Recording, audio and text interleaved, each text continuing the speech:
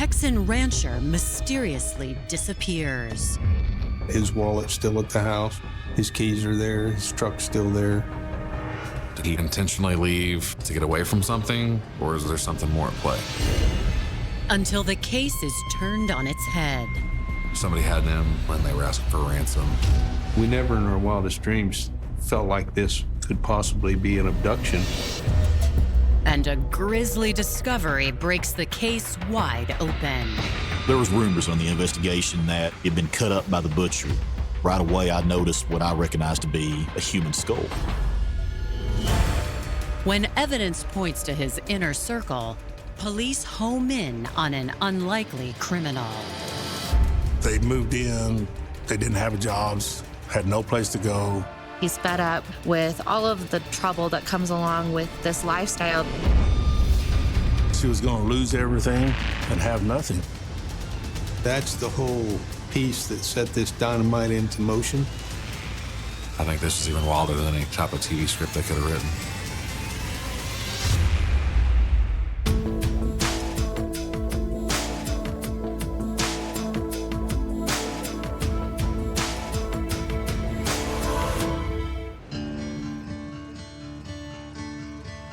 The small town of Dalhart is in the West Texas Panhandle, about 80 miles north of Amarillo.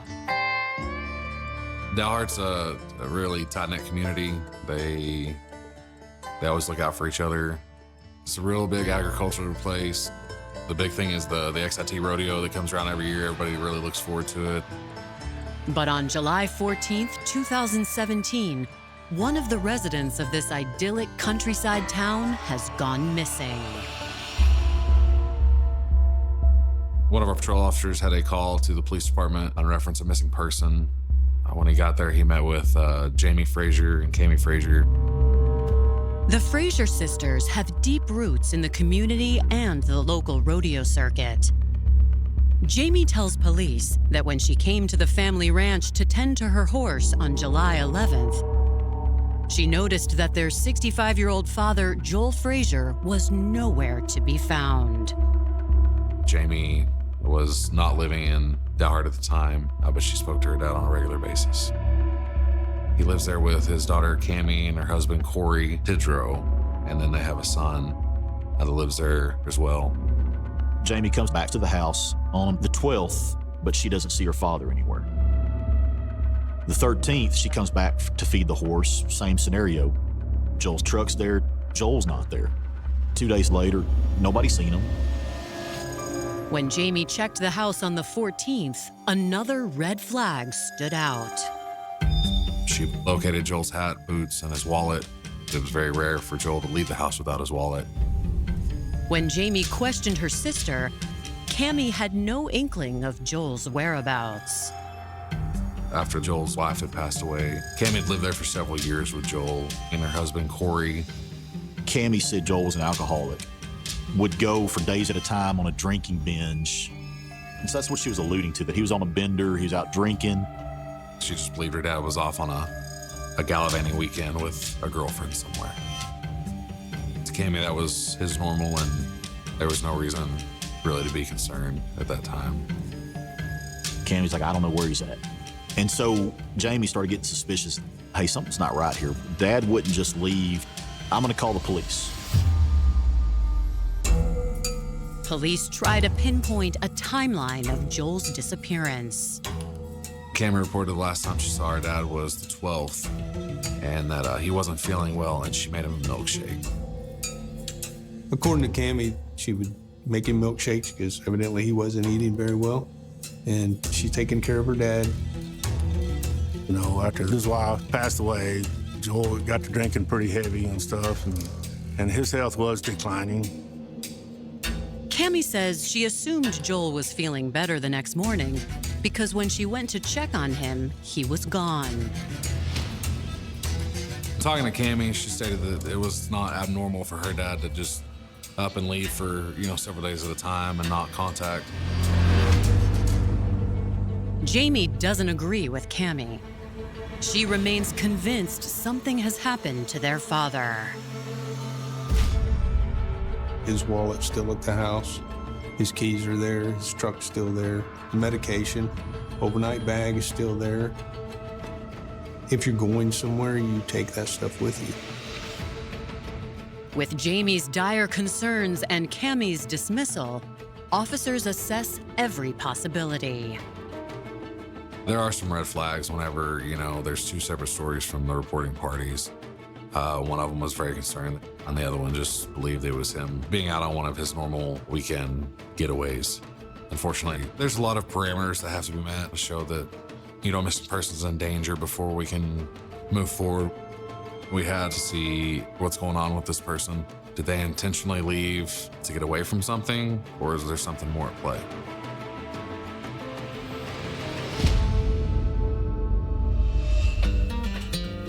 Joel Frazier was born December 18, 1951, and seemed destined for the life of a cowboy. He and his brother both grew up on the family ranch. Joel grew up here in the Panhandle in part of New Mexico. He's been here pretty much all of his life. They owned a ranch, his dad and them, and he grew up on a ranch just outside of Delaware. They really didn't do anything ordinary than what a farm and ranch kid would do growing up. Their dad kept them busy as cowboying, raising cattle, and doing a lot of farming.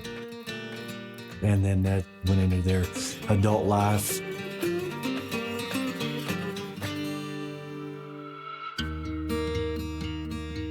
In 1978, Joel started a family of his own with a successful young woman named Donna Petty. Joel meets Donna in his 20s. Donna's in real estate, so she's kind of got her career going. That would have been very intriguing for a man from small town Dalhart. And so they fall in love, they get married, and end up inheriting the ranch. Less than a year after they got married, Joel and Donna welcomed their daughter Cammie into the world. Cammie, it was just the spotlight. She wanted to be the center of attention.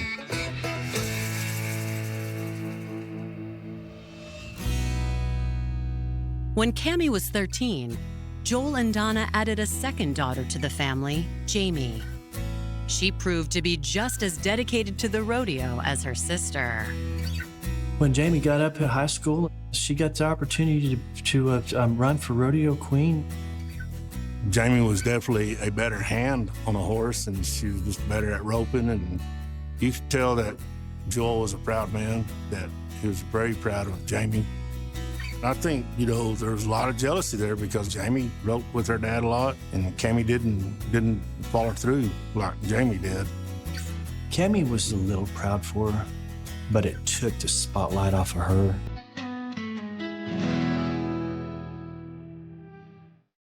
As Cammie and Jamie got older, they moved out and started lives of their own. Cammie married Corey Tidrow, and the couple had a son, while Jamie moved to nearby Canyon, Texas. Through it all, the Fraziers remained close-knit. They, at one time, had a pawn shop here. That belonged to Joel and Donna, and the girls actually run it. And they were pretty popular people in town.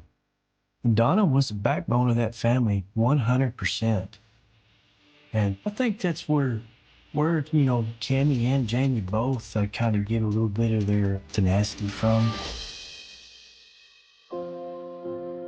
In 2015, tragedy struck when Donna became fatally ill. She didn't last long.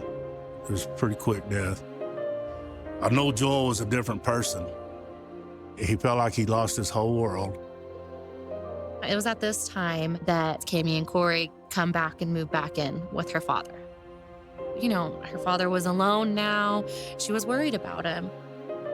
I do think it was a comfort, and I think it probably helped Joel to have her there.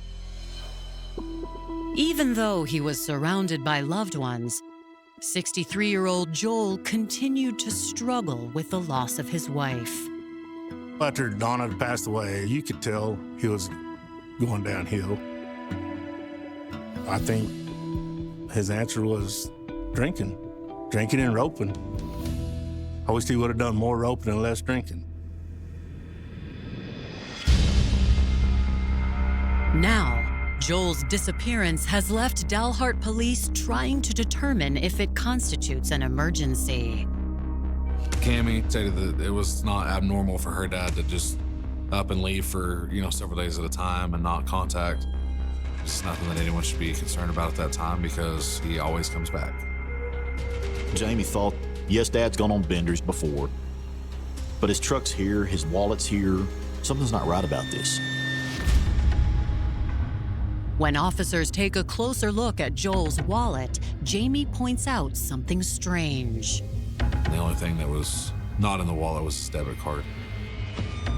It was believed that Joel, just left and, of course, took his debit card just to fund his trip.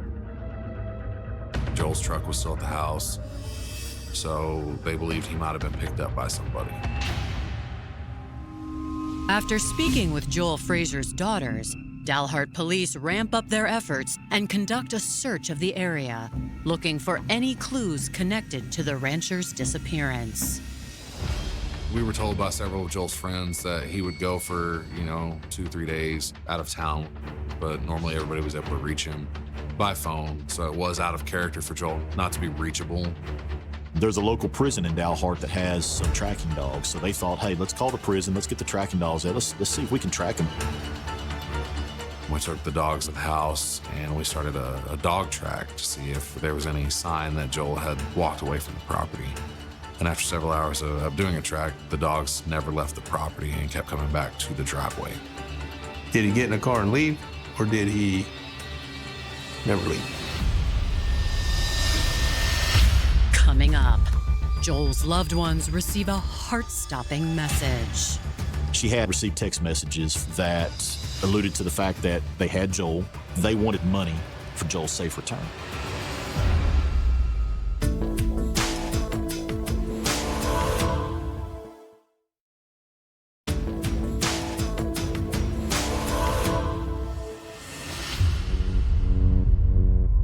It has been 3 days since Joel Frazier was last seen. To ascertain if Joel could have taken off on his own, detectives check his bank accounts for clues. If Joel's out there driving around in somebody's car or with somebody, that's important information. And you could gather that information from the use of this debit card. There was no activity on his debit card. There was no activity on his bank account. And so they were kind of at a loss for where he may be. News spreads fast in a small town. So before the end of the day, many of the locals have joined in the search. Myself and Jamie, we started a search party for Joel. And we looked and we looked and we looked. We wanted to find him, and we wanted to find him alive.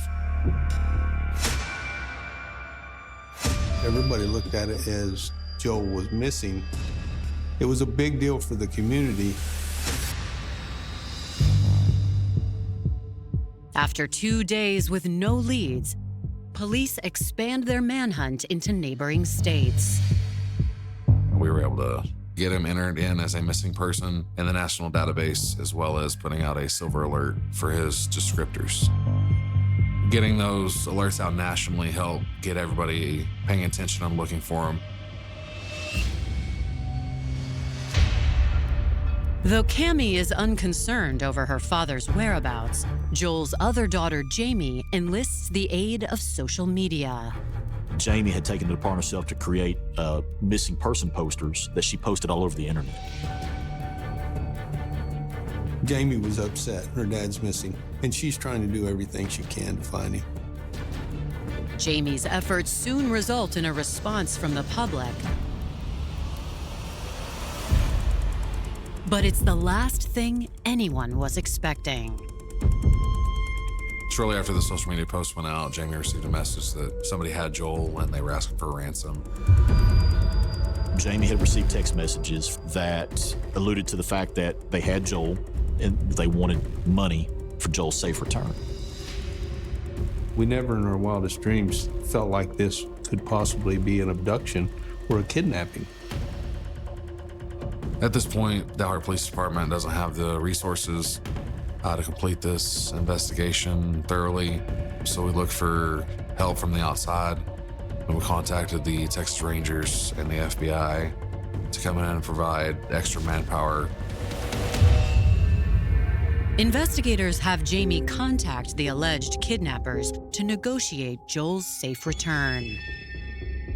We began looking into asking for proof of life, and anything that would prove that Joel was in fact with these people.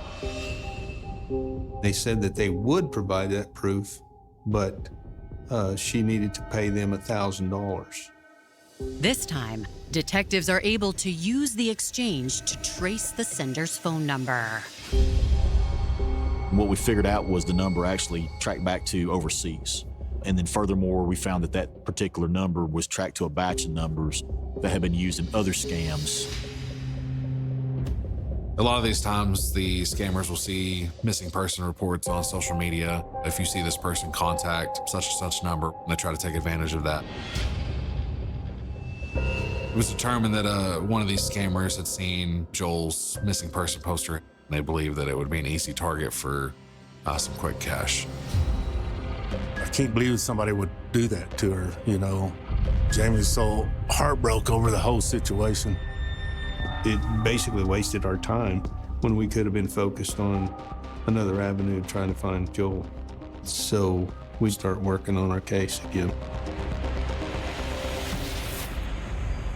Police canvass all of Joel's regular haunts, hoping one of his friends might have seen something suspicious in the days leading up to his disappearance. His friend Chris divulges a shocking story from July 11th, the day Joel was last seen. He said there was an altercation between Cammy and Joel. Happened at the rodeo arena. There was a big blow up, a big fight. There was some words spoken like, "I don't ever want to see you again."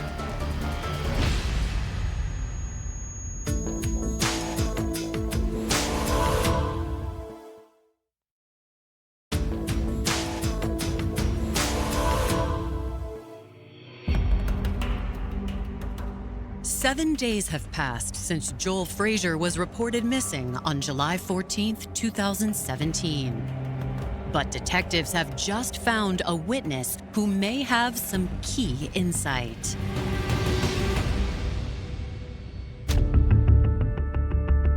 Well, I know the last night that I seen Joel, we'd been out at the XIT Rangers, and we have what we call a practice night, and we were practicing our team roping, and Joel was roping a little bit that night.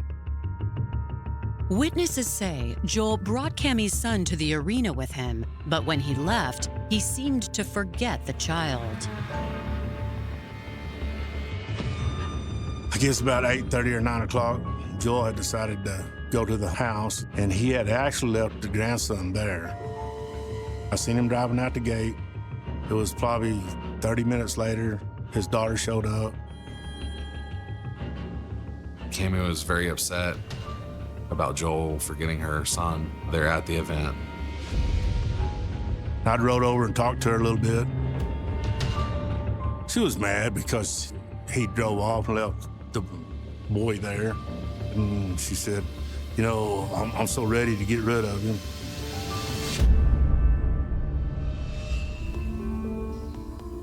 Investigators are curious to know what Cammy meant. They asked me what I thought, and I thought, well, you know, I just thought she was talking about putting him in a home or something. According to Joel's friends, his relationship with Cammy had deteriorated in recent months, and the main issue seemed to be her husband, Corey.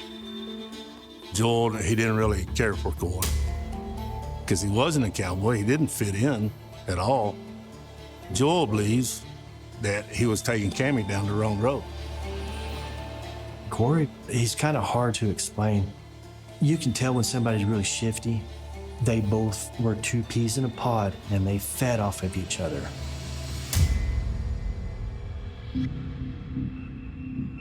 Cammy's story, surprisingly, is one that is pretty common. In this area, methamphetamine is the drug.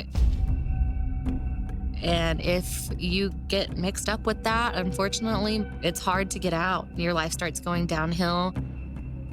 somebody who's on top of the world, a rodeo queen, the apple of her father's eye. But it just takes that one person that introduces that one little thing into your life that changes your life forever. In Cammie's case, that was meth and Corey. When you see her when she's 16, 17, 18, 19, 20, she's pretty and she's got a good smile. And then you see what years of hard living and methamphetamine have done to somebody, aside from what it does to their life. Those close to the family tell police they believe Cammie and Corey returned to the ranch with their 8-year-old son not to care for Joel, but to take advantage of him. They'd moved in because they were doing dope. They didn't have jobs, had no place to go. So Joel opened his house up to them, give them a place to live. Joel had mentioned that they were trying to cook meth at the house, and he wasn't putting up with it no more. He's fed up with all of the trouble that comes along with this lifestyle that Cammie's been living, and he's about ready to kick both her and her husband out of the house. To investigators, the revelation puts Cammie's statements in a different light. Cammie just didn't seem too concerned. I think she played it off that this was normal. It's no big deal. And now that's concerning to me as an investigator, why we have lack of emotion for your dad that you live with, that you're taking care of, and now he's missing and it's no big deal. Why is one sister desperately looking for him and the other not? We're starting to believe Cammie knows more than she's telling us at this time and that she's maybe hiding something. So it was determined that we would do a search warrant on the house. On July 20th, 2017, 9 days after Joel's disappearance, police execute a search warrant on the Frazier home. While securing the residence to begin the search warrant, I went and spoke to Cammie and Corey, and I was able to collect their cell phones and tell them then we would be escorting them out. Inside the house, we located what I knew to be a homemade ice cream maker in the sink, a container for that, with a liquid that appeared to be melted ice cream. We were able to find remnants of the milkshake that Cammie had made for Joel over a week earlier, so we took samples of that. Then we found a purse. Going through that purse, you could tell that based on IDs and so forth, it was going to be Cammie Tidrow's. In that purse was 2 items that were interesting. One was a bottle of off-brand sleep aid, but when you opened it up, it was nothing but white powder. Not knowing exactly what it was, we went ahead and seized that. Investigators also find something even more suspicious. In that purse was an unsigned last will and testament for Joel Frazier that had been sent from his attorney, dated back in April of 2017. It wasn't signed, and as you look through the will, he had changed the previous will to take Cammie from being the main beneficiary to change it to Jamie being the main beneficiary and kind of cutting Cammie out, if you will, of everything in the event Joel died. Finding the will was a huge thing. Cammie's using his assets, using his money, and then ultimately she gets a letter. She sees, oh, wait a minute, I'm losing everything. Coming up, a suspect is cornered. Okay. So what are you telling me then? I guess I probably would need a lawyer. And investigators begin to fear the worst. My gut feeling was, ultimately that Joel was probably dead.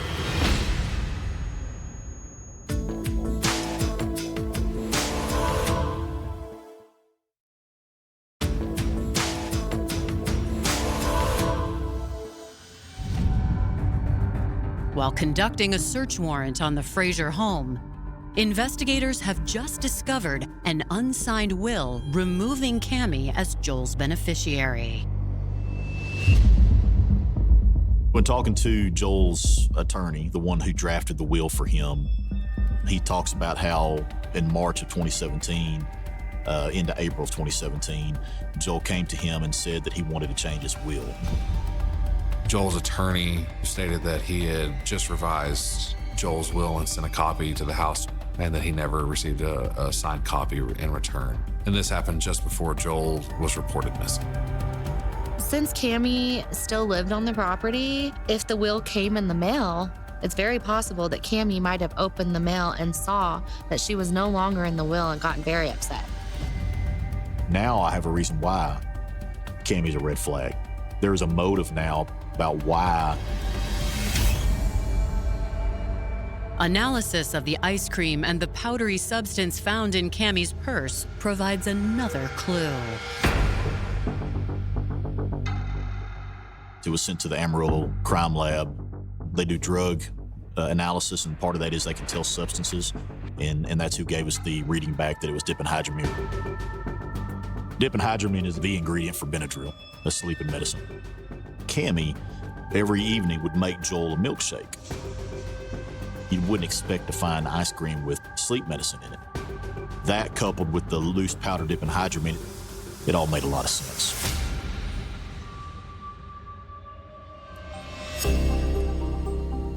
After concluding their search, investigators confront Cammie with the evidence.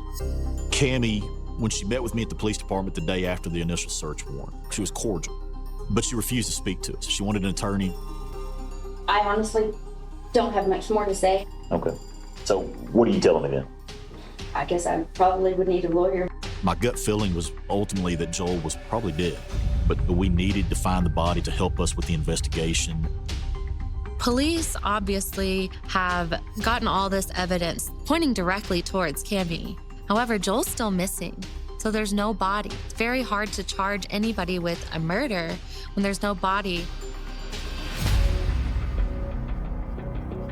Cammie is released for the time being, but police keep a watchful eye on her movements.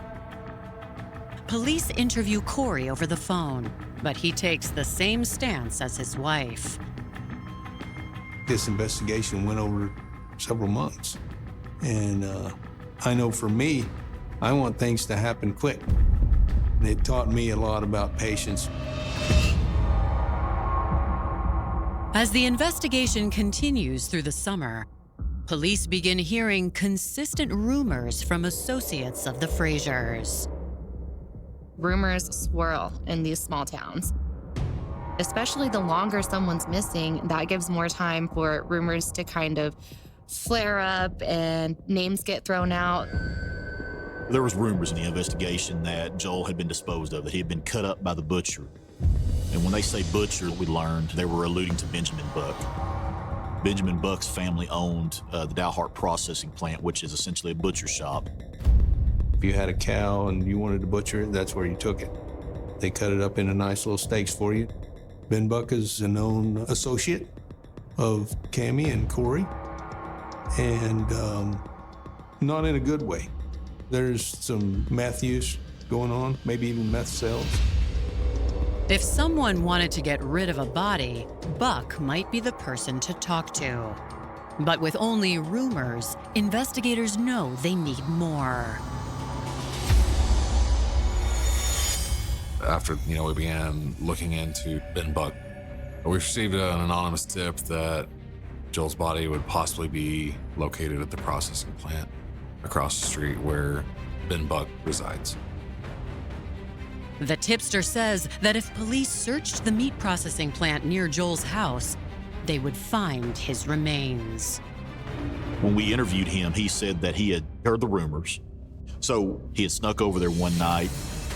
This individual basically had snuck over onto the property and looked in this incinerator.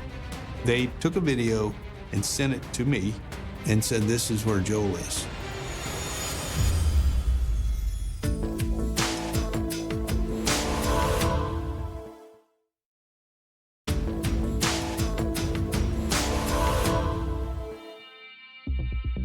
"4 months after the disappearance of Joel Frazier, police act on a tip that his body might be hidden in a nearby incinerator.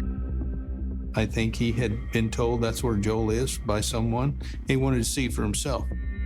Not only did they take a video, but they shone a flashlight in there and they could see Joel's body in there. The building turns out to be owned by the family of Benjamin Buck. When I spoke to Ben Buck's mother, Amy Buck, and received verbal consent to search the premises. Amy Buck, the owner of the processing plant, led us to where the incinerator was. And inside that barn were both Benjamin Buck and his brother Casey Buck. And they were salting animal hides, which is a process they do to preserve the hides of these animals they butchered.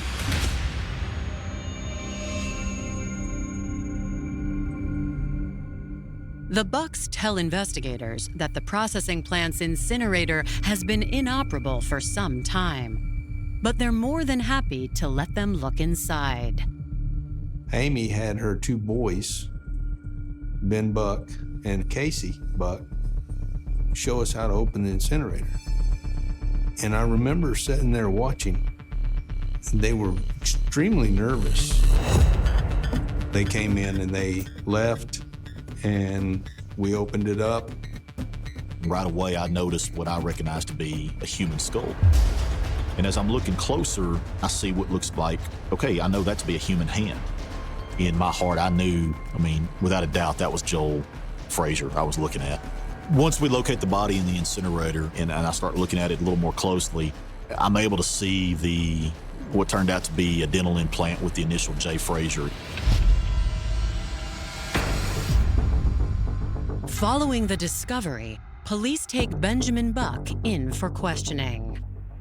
Over the course of his interrogation, they try to get him to confirm his involvement in Joel's disappearance. Were you around Cammy and Corey that week after Joel left them?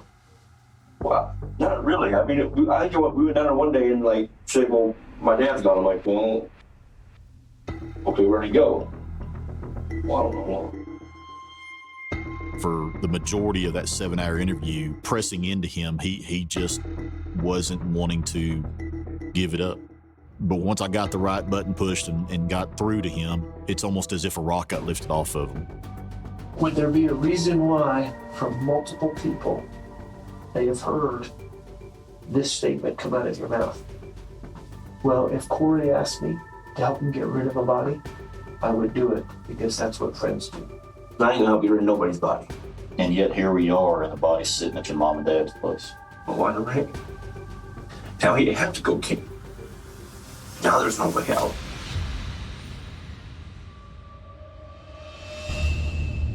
Benjamin finally tells police that on July 12th, he received a phone call from Cammy Frazier's husband, Corey. Corey told him, I need you to bring some string, a sheet, and a wheelbarrow to Joel's house. When I asked him what he thought that was for, he indicated right away he knew Joel was dead. They had prior conversations of wanting to kill Joel and how they were going to do that. When he gets into the house, he sees who he recognizes to be Joel sitting in a brown recliner in the living room, appears to be dead. How far away? Were you too far away to tell if his eyes were open or closed or anything? Too far away. What could you tell about Joel? Is he moving it up? No. Cammy's in there trying to clean up. He sees some blood on the ceiling. He sees some blood on the chair around Joel. Ben says Cammy and Corey told him they'd decided to drug Joel to make it easier to kill him. Cammy had made the milkshake for Joel and put a medicine in it in order to get him to go to sleep.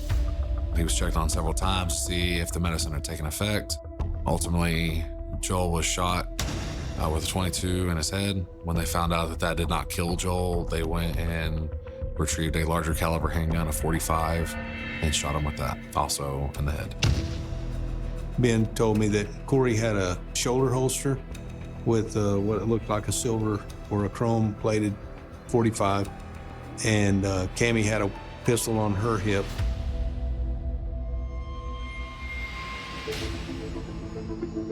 After they finished cleaning up the crime scene, Benjamin says he agreed to help them dispose of the body. You brought a wheelbarrow, you brought twine, and you brought a sheet, and by your own admission, by your own confession, so you saw them use the twine to wrap around the body. No, but I wrap around like the end of the sheet.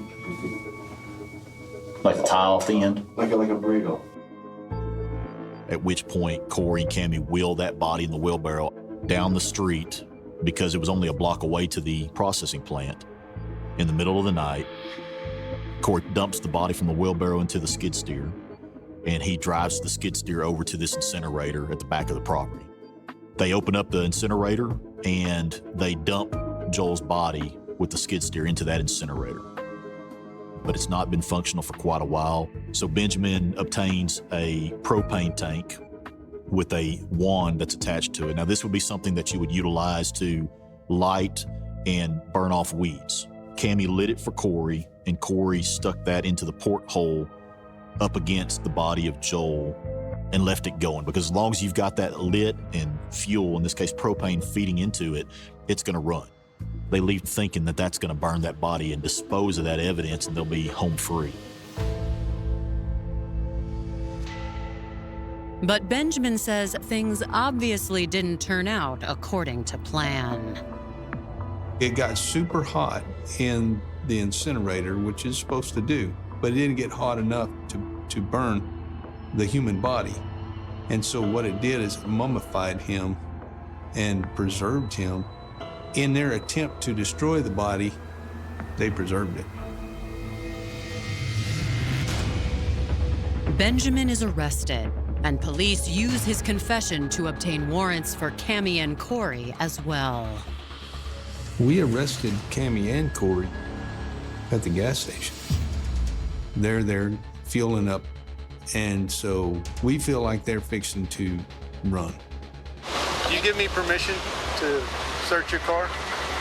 No? No. I've spoken with a lawyer, and no, I don't give y'all permission to do anything, honestly. Okay. I'm sorry. There was no doubt in my mind that they were the two murderers of Joel Frazier. And from there, it just became, how do we prove it?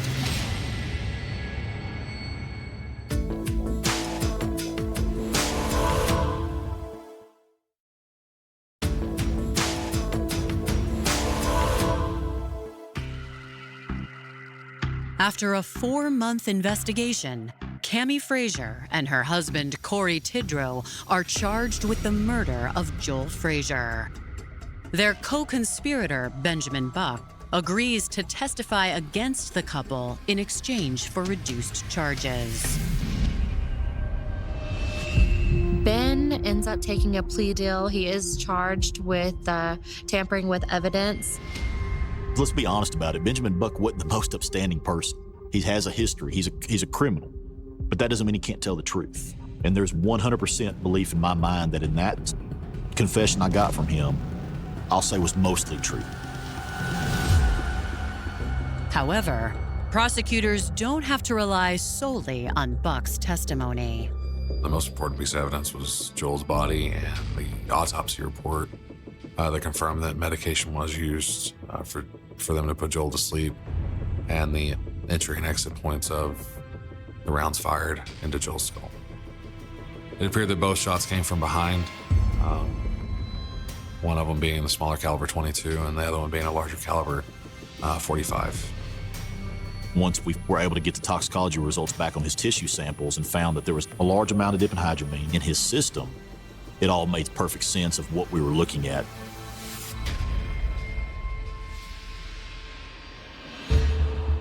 Corey is tried first in October 2019, more than 2 years after Joel Frazier's death. He's found guilty of first-degree murder and sentenced to life in prison. Cammy's trial begins 2 months later, and a key part of her defense strategy is to shift blame onto her newly convicted husband. They never put a gun in Cammy's hand. That doesn't necessarily make her blameless, obviously. She doesn't have to be the one that shoots to be guilty of murder if you participate in it. We're trying to get Cammy as far away from the actual killing as possible as far as culpability-wise, with some hope that maybe the jury would see her as somebody that was connected, but not criminally so. According to the prosecution, Cammy was no innocent bystander. They argue she was the only one with a strong reason to kill her father. I think the motive for this killing was the fact that Joel took Cammie out of the will and left Jamie in the will. And so I think that's the whole piece that set this dynamite into motion, the explosion, if you will. I think when Cammie found out that Joel was trying to get her and Corey out of the house and that she'd been written out of the will, was a breaking point for Cammie. She was going to lose everything, and Jamie was going to end up with everything, you know? And I think that's the reason she did it. With her being on the drugs and stuff, I think she just snapped, literally, you know, and did the unthinkable. I mean, how can you kill your father and put him in an incinerator? In the end, Cammie ends up being found guilty of first-degree murder and receives a life sentence. There's no doubt in my mind in dealing with both Cammie and Corey that they're evil people. They have zero compassion for human life, and I think life in prison for both of them was a fitting disposition. The story is just really sad. You know, you've got Jamie. She lost her mother, and now she's lost her father. And the person who's her sister is the one who's responsible for it. How do you get past that? I think Joel didn't want to be remembered just as a good old boy, just an old cowboy, you know. He loved his family, he loved his wife, he loved his daughters. Joel definitely didn't deserve to die the way he died. He didn't deserve that at all. You have a father that's willing to give you the world, but yet you're willing to take his life. You know, what a shame.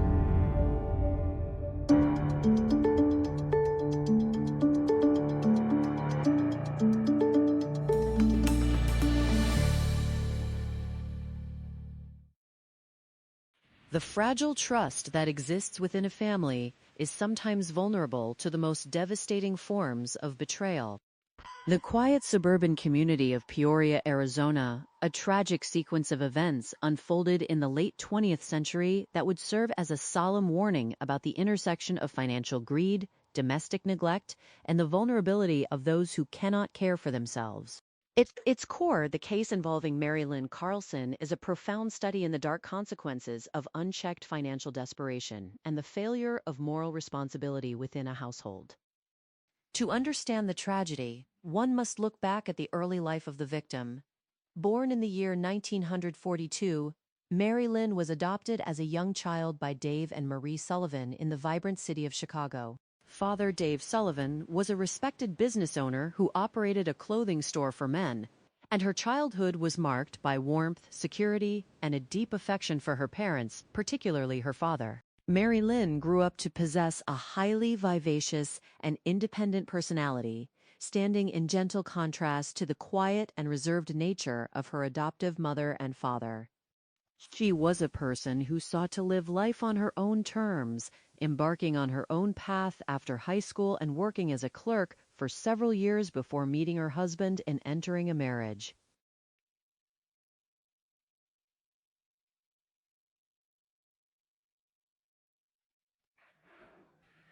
Early days of comfort were not destined to last. As Mary Lynn matured, she was diagnosed with multiple sclerosis, a painful and progressive neurological disease that gradually stripped away her strength, her coordination, and her physical independence. The condition of her health deteriorated over time, bringing severe muscular weakness and profound difficulty with fine motor skills.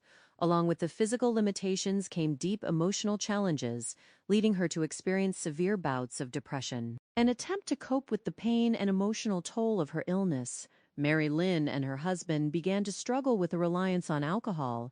This dependency placed an immense strain on their relationship, ultimately leading to a divorce. Despite these hardships, Mary Lynn remained deeply devoted to her only son, David, who was born in the year 1970. Following the divorce, she made conscious efforts to rebuild her relationship with her young son, expressing deep regret for the struggles of her past and focusing her energy on his well-being. The late 1980s, after the passing of her father, the mother of Mary Lynn relocated to the state of Arizona. Seeking a fresh start and a supportive environment, Mary Lynn, then 46 years of age, followed her mother to the Phoenix suburb of Peoria in the year 1988. Her son David remained in the Chicago area to establish his own adult life, did not pursue higher education, and found himself working in various temporary roles, including fast food establishments, as he struggled to find a permanent direction. At the age of 22, David met 30-year-old Doris Hagenau. Doris was born in the year 1962 and had grown up in Indiana with her fraternal twin sister. Her adult life had already been marked by instability, including a highly contentious divorce that resulted in her former husband gaining sole custody of her 3 children. Following the separation, she moved frequently between apartments, working odd jobs at movie theaters and restaurants, while eventually obtaining her certification as a nursing assistant. After dating for a year, David and Doris were married. The newlyweds decided to relocate to Arizona to live with Mary Lynn, whose health had deteriorated to the point where she was confined to a wheelchair. Utilizing her trust fund and annuities, Mary Lynn purchased a comfortable and spacious home in Peoria, and the arrangement seemed highly practical. Because Doris was a certified nursing assistant, it was agreed that she and David would reside in the home and provide the daily care that Mary Lynn desperately needed due to her multiple sclerosis. For approximately 3 years, the family lived together. However, the financial and caretaking dynamics within the household quickly began to break down. While the trust fund and annuities of Mary Lynn, which totaled approximately $370,000, were intended to secure her long-term care and maintain the home, Doris and David began to manage the finances with extreme irresponsibility. They secured loans totaling $97,000 against the property, using the funds to install a swimming pool and indulge in personal expenses rather than paying the mortgage, basic utility bills, or maintenance costs. To generate additional income, they also rented out the unoccupied bedrooms in the large house to younger tenants, including 17-year-old Scott Smith and 20-year-old John Daniel McCreakin. Rather than turning the rental income over to Mary Lynn to assist with the household expenses, Doris kept the funds for herself.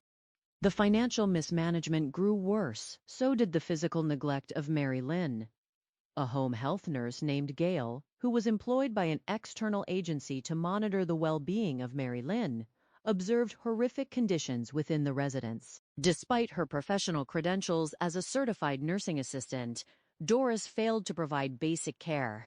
Gail discovered Mary Lynn in states of extreme neglect, on one occasion finding her stranded on the bathroom floor for an extended period because she was physically unable to lift herself up and no one in the house would assist her. The external nurse described the situation as one of the worst cases of neglect she had ever witnessed in her career.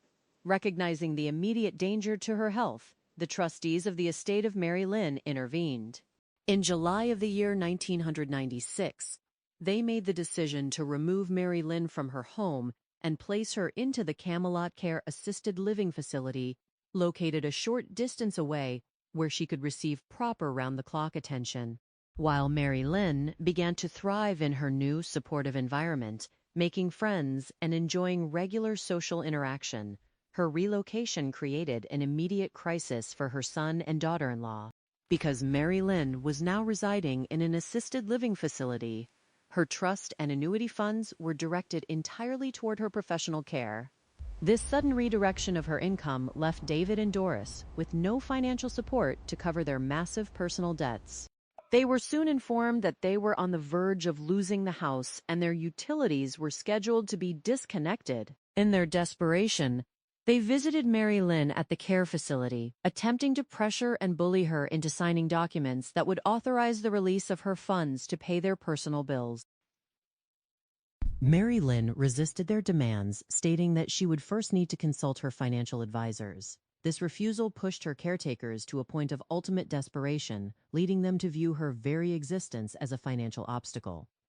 The morning of October 25, 1996, at approximately 5 o'clock, an emergency call was placed to the Peoria Police Department from the Camelot Care Assisted Living Facility. A nurse making her early rounds had entered the apartment of Mary Lynn and discovered her suffering from a severe physical assault involving multiple stab wounds. First responders arrived at the scene immediately and found the 53-year-old resident in critical condition.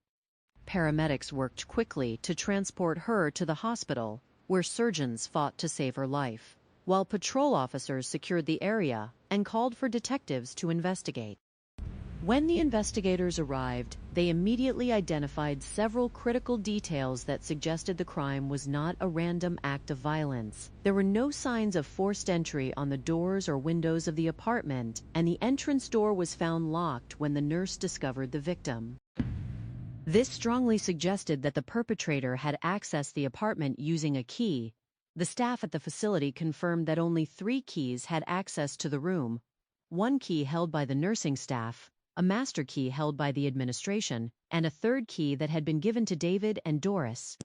Furthermore, a nurse reported seeing an unrecognized male figure wearing a white medical coat in the facility during the late evening hours of the previous night, which was highly unusual since medical staff typically wore such attire only during the day. The interior of the apartment also showed signs of a staged crime scene. A television had been unplugged, and random items were piled around it as if a burglar had intended to steal them. Yet the television remained in the room, and the purse of Mary Lynn was left completely untouched. The search for evidence continued. David Carlson arrived at the facility, claiming he had stopped by for a routine visit to see his mother. When the detectives informed him of the assault, his first question was whether his mother was capable of speaking. Detective Lang instructed David to drive directly to the Peoria Police Department for an interview. Although the drive from the facility to the police station should have taken less than 10 minutes, David arrived significantly later. When questioned about the delay, he claimed he had traveled directly to the station without making any stops. This logical inconsistency immediately alerted detectives that David was not being truthful. During the subsequent interview, David admitted that he and Doris were facing severe financial problems and were about to lose their home due to the cost of the care facility. He denied any involvement in the assault, claiming that he had been asleep at home with his wife during the hours of the crime, and claimed that he did not know the location of their key to the apartment of his mother. Later that day, investigators executed a search warrant at the Carlson residence. During the search, Doris Carlson corroborated the alibi of her husband, claiming they were both asleep in bed at the time of the attack. She admitted that they had visited Mary Lynn the previous day to request money, but claimed that they had no knowledge of who could have committed the assault. The younger tenants, Scott Smith and John Daniel McCreakin, also verified the alibi of the couple, claiming that everyone had been present at the house during the night in question. Investigators were unable to locate the missing key or any physical evidence of the crime, such as a weapon or stained clothing, within the residence. Critical breakthrough occurred 3 days later, on October 28th, when a young man named Richard contacted the Peoria Police Department. Richard, who was an acquaintance of the household, revealed that John Daniel McCreakin had confessed to him that he and Scott Smith had been hired by Doris to enter the apartment and end the life of Mary Lynn. McCreakin had bragged that they would receive a payment of $20,000 from the inheritance once Mary Lynn passed away. Motivated by the horrific nature of the crime, Richard agreed to assist the detectives in a sting operation to gather recorded evidence against the suspects. Detectives equipped the vehicle of Richard with hidden recording devices and instructed him to meet with Scott Smith during a work break. During the recorded conversation, Scott openly discussed the details of the crime, confirming that they had entered the room using a key provided by Doris, stated that Doris had driven them to a nearby supermarket parking lot where she waited in her vehicle while he and Daniel walked to the facility to commit the act. In a subsequent recorded meeting organized by investigators, Richard spoke with David Carlson. During this conversation, David admitted that he was aware of the plan beforehand and had told the teenagers to proceed, though he added that he did not believe they actually possessed the courage to execute the crime. On November 21, 1996, almost a month after the assault, investigators arrested David and Doris at the hospital while they were visiting Mary Lynn.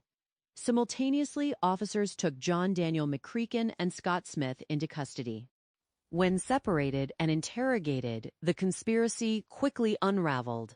Scott Smith, realizing the severity of his situation, cooperated fully with the investigators, detailed how Doris had driven them to the location, provided the key, and promised to pay them $20,000 from the estate of Mary Lynn.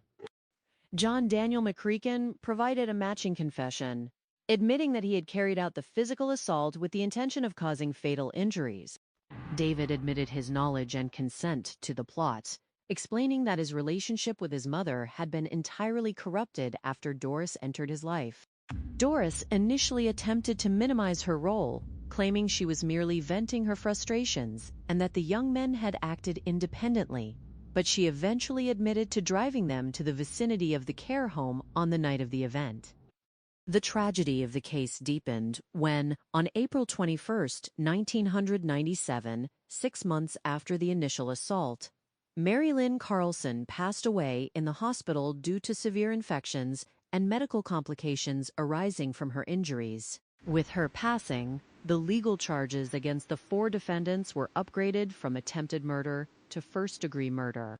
To ensure successful convictions, the prosecution offered a plea agreement to the youngest participant, Scott Smith, in exchange for his testimony at the trials of the other co-conspirators.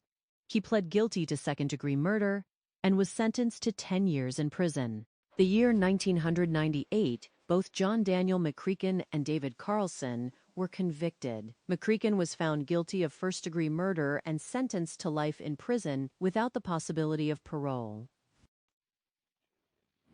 David Carlson was convicted of conspiracy to commit first-degree murder and sentenced to life in prison with the possibility of parole after 25 years. Doris Carlson was tried, found guilty on all charges, and initially sentenced to death. However, this sentence was later set aside by the Supreme Court, and she was ultimately sentenced to life in prison. This tragic case offers profound lessons regarding the absolute necessity of protecting vulnerable members of society. The frequency of domestic financial exploitation and elder abuse often stems from the isolation of dependent individuals and the unchecked concentration of financial control within a single household.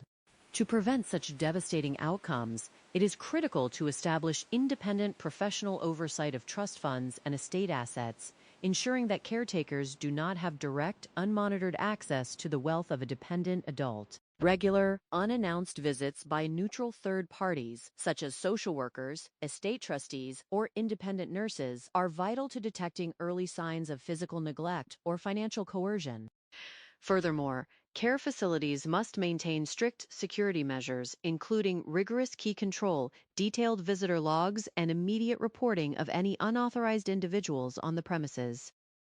For law enforcement, the rapid resolution of this case underscores the importance of analytical thinking and the immediate verification of logical details. By recognizing the significance of the locked door, the staged nature of the crime scene, and the delayed travel time of the suspect, detectives were able to focus their attention on the inner circle of the victim. The strategic use of a cooperating witness to obtain voluntary, recorded admissions of guilt remains one of the most effective methods for dismantling complex domestic conspiracies. Ultimately, the story of Mary Lynn Carlson serves as a solemn reminder of the value of human life, the importance of protecting the defenseless, and the relentless pursuit of justice by those dedicated to upholding the law. The analysis of modern criminal behavior often reveals that the most devastating acts of violence do not originate from random external threats, but rather from within the very circles meant to provide safety and support. The tragic case of Mary Lynn Carlson serves as a profound and sobering example of how financial desperation, entitlement, and the breakdown of familial duty can culminate in a calculated conspiracy against a vulnerable individual. By examining the underlying motives of the perpetrators, the critical clues that guided law enforcement, and the broader societal implications, we can derive valuable lessons to prevent such occurrences and identify methods to expedite the path to justice. At the core of this tragedy lies a complex web of financial exploitation and psychological manipulation. To understand why such cases occur with alarming frequency, one must examine the intersection of long-term illness, dependency, and the moral decay that can happen when caretakers prioritize personal gain over human life. Mary Lynn Carlson was a woman who suffered from multiple sclerosis, a degenerative neurological condition that progressively stripped away her physical independence, leaving her confined to a wheelchair and ultimately bedridden. Many similar cases, a chronic and debilitating illness places an immense physical and emotional burden on a family, but it also creates a dangerous power imbalance. When individuals who lack moral integrity are entrusted with the care of a vulnerable relative, the temptation to exploit the assets of that relative can become overwhelming. This specific instance, the primary motive was pure financial greed, compounded by a profound sense of resentment. Mary Lynn Carlson possessed a substantial trust fund and annuity, which had allowed her to purchase a comfortable, mortgage-free home in Peoria, Arizona. For several years, her son, David Carlson, and his wife, Doris Carlson, lived in this home under the pretense of providing care. However, instead of acting as responsible stewards of her well-being and her assets, the couple began to systematically deplete her resources. They secured loans amounting to $97,000 against the property and spent the funds on material goods, all while neglecting the basic needs of Mary Lynn. When the financial oversight of the bank trustees finally intervened and relocated Mary Lynn to a professional assisted living facility for her own protection, the financial pipeline that had supported the lifestyle of David and Doris was abruptly severed. The money that had previously funded their personal expenditures was now directed entirely toward the cost of professional care. This shift created a state of financial panic and resentment. The perpetrators did not view the relocation as a necessary step for the health of Mary Lynn, but rather as a personal financial loss. This illustrates a common psychological pattern in elder abuse and exploitation cases where the abusers develop a distorted sense of entitlement to the wealth of the victim, viewing the actual needs of the victim as an obstacle to their own happiness. The frequency of these cases is also fueled by the isolation that often accompanies severe illness. When a vulnerable individual is removed from regular public interaction, the opportunities for exploitation increase. It was only through the vigilance of a visiting home health nurse who reported the horrific neglect Mary Lynn suffered at home that the bank trustees were alerted to the situation. This underscores the critical importance of external oversight. Without independent parties monitoring both the physical health and the financial transactions of vulnerable adults, domestic exploitation can easily escalate into severe neglect or, as seen in this case, a coordinated effort to permanently remove the victim to secure an inheritance. Tracking down the perpetrators, the police relied on a series of critical details and investigative clues that exposed the flaws in the criminal plan. The first major clue was the physical security of the crime scene. When the responding officers arrived at the Camelot Care Assisted Living Facility on that quiet morning in October, they noted that there were no signs of forced entry. The windows were intact and the door to the room of Mary Lynn was locked when the nurse discovered her. This detail immediately suggested that the perpetrator had access to a key. Upon investigating the distribution of keys, the detectives learned that only 3 parties held keys to that specific room: the facility nurses, the administration, and the family of the victim, specifically David and Doris Carlson. By establishing that the crime scene was accessed without force, the police immediately narrowed their focus to individuals who possessed authorized entry. The second critical clue was behavioral, demonstrating the value of observing the actions and reactions of close relatives during a crisis. When David Carlson was informed of the attack on his mother and instructed to meet detectives at the Peoria Police Department, he took an elapsed time that far exceeded the brief drive between the locations. Unexplained delay immediately raised the suspicions of the investigators, suggesting that David was either hesitant to face authority or was actively taking time to coordinate his narrative with his wife. Behavioral inconsistencies during the initial stages of an investigation often serve as the catalyst for deeper scrutiny. The third and most decisive element of the investigation was the cultivation of human intelligence and the use of covert recording technology.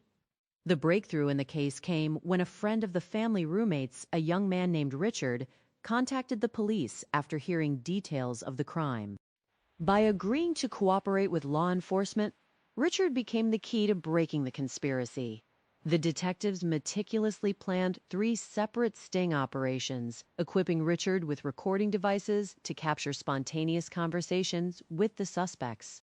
During these recorded meetings, the suspects, believing they were speaking in confidence to a peer, revealed the entire plot. 17-year-old Scott Smith admitted to his role and implicated Doris Carlson as the instigator who provided the key and transportation. 20-year-old John Daniel McCreakin revealed details about disposing of the key near the White Tank Mountains. Finally, the recording of David Carlson captured a chilling admission that he was aware of the plan and had permitted it to proceed, though he doubted the courage of the actual executors.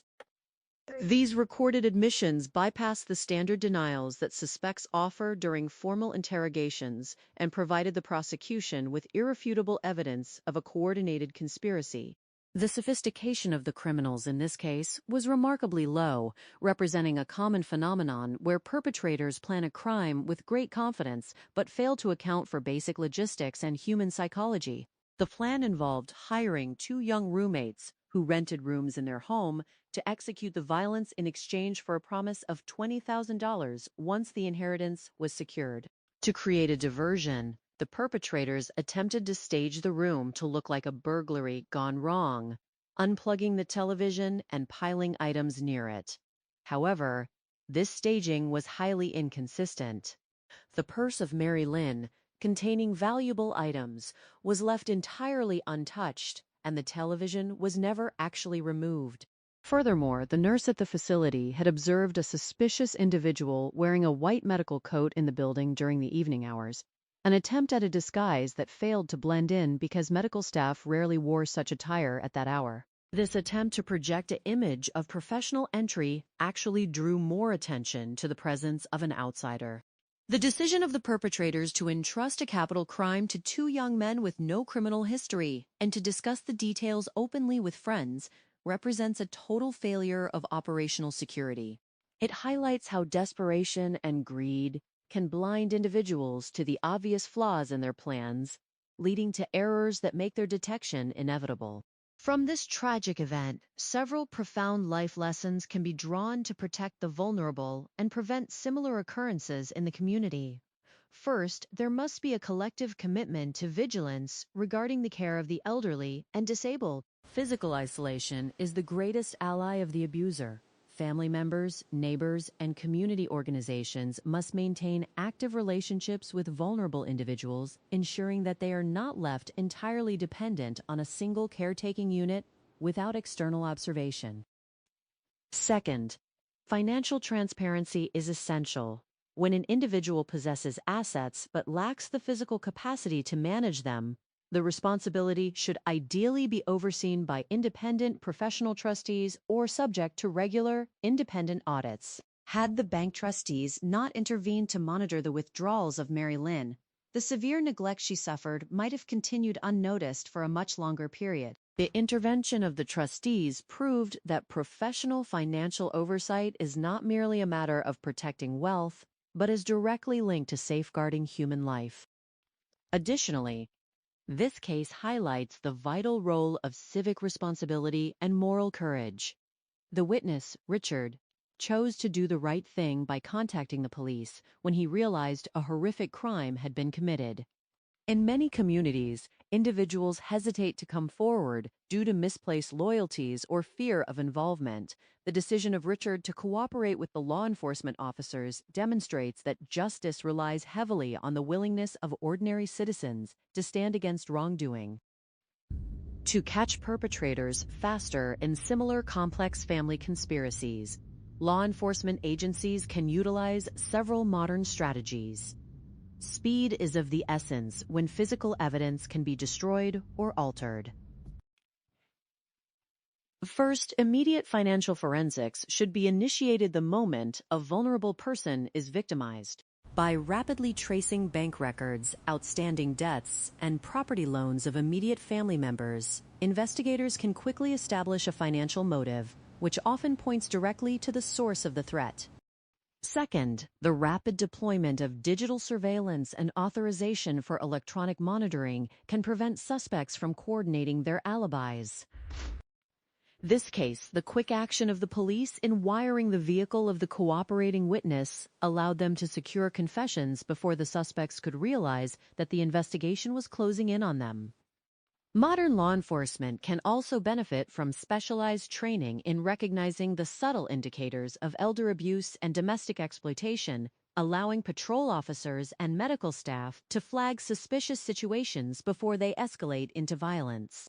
Let us now reflect deeply on the complete journey of this case, tracing the events from the beginning to the final resolution of justice. The story began in the mid-20th century in the city of Chicago, where Mary Lynn Sullivan was born in the year 1942. Adopted as a young child by Dave and Marie Sullivan, she was raised in a warm and supportive home. Her father, Dave, who co-owned a clothing store, adored his daughter, and she grew up with a vivacious and independent spirit that set her apart from her quiet parents. After completing her high school education, Mary Lynn entered the workforce as a clerk, enjoying the simple pleasures of her youth. In the year 1970, Mary Lynn and her husband Dale welcomed their only son, David. He was the center of her world, and she poured her love into raising him. However, the progression of her adult life was soon clouded by a devastating medical diagnosis. Mary Lynn was diagnosed with multiple sclerosis, a chronic disease of the central nervous system. The illness brought persistent physical pain, muscle weakness, and a loss of coordination that made daily tasks increasingly difficult. The physical toll of the disease began to impact her emotional health, leading to periods of deep depression. In their search for comfort, both Mary Lynn and her husband turned to alcohol, a struggle that eventually strained their marriage and led to a divorce. Despite these hardships, Mary Lynn remained determined to rebuild her life and foster a positive relationship with her young son, who was 12 years old at the time of the separation. She expressed deep regret for her past struggles and sought to create a stable future. The year 1988, following the passing of her father, Mary Lynn relocated to the sunny desert environment of Peoria, Arizona, to be near her mother, Marie. Her son, David, chose to remain in the Chicago area to establish his own independent path. David struggled to find a career, moving between temporary positions in fast food restaurants and experiencing a sense of directionless drift. Life took a significant turn in the year 1992 when he met Doris Hagenau, a woman 8 years his senior who had previously worked in various customer service roles and possessed certification as a nursing assistant. Doris had experienced a tumultuous life, including a contentious divorce that resulted in her ex-husband receiving sole custody of her 3 children. Following a brief period of courtship, David and Doris were married in the year 1993. The newlyweds decided to relocate to Arizona to live with Mary Lynn. At this point, the physical condition of Mary Lynn had deteriorated, requiring her to utilize a wheelchair for mobility. Despite her physical limitations, she had managed her financial resources wisely. Utilizing her trust fund and annuity, she purchased a large, comfortable home in Peoria with cash, ensuring there was no mortgage on the property. The arrival of David and Doris seemed on the surface to be a beneficial arrangement. Because Doris was a certified nursing assistant, she was theoretically qualified to provide the daily care and assistance that Mary Lynn required as her multiple sclerosis progressed. For the initial 3 years, the family coexisted in the home. However, the physical reality of the disease became increasingly challenging. Mary Lynn experienced severe tremors, a complete loss of balance, and a decline in her fine motor skills, which demanded constant attention and compassion. Behind the closed doors of the household, a dark pattern of neglect and financial exploitation was taking shape.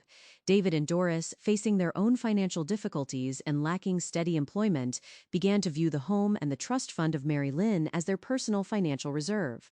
They took out substantial loans against the property, accumulating a debt of $97,000.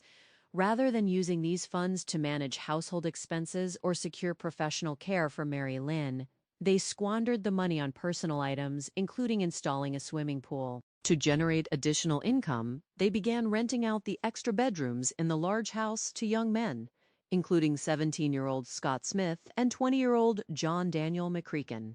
Doris also began accepting rent payments from these tenants without informing Mary Lynn, pocketing the money that rightfully belonged to the homeowner.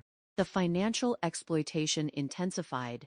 The physical care of Mary Lynn was severely neglected.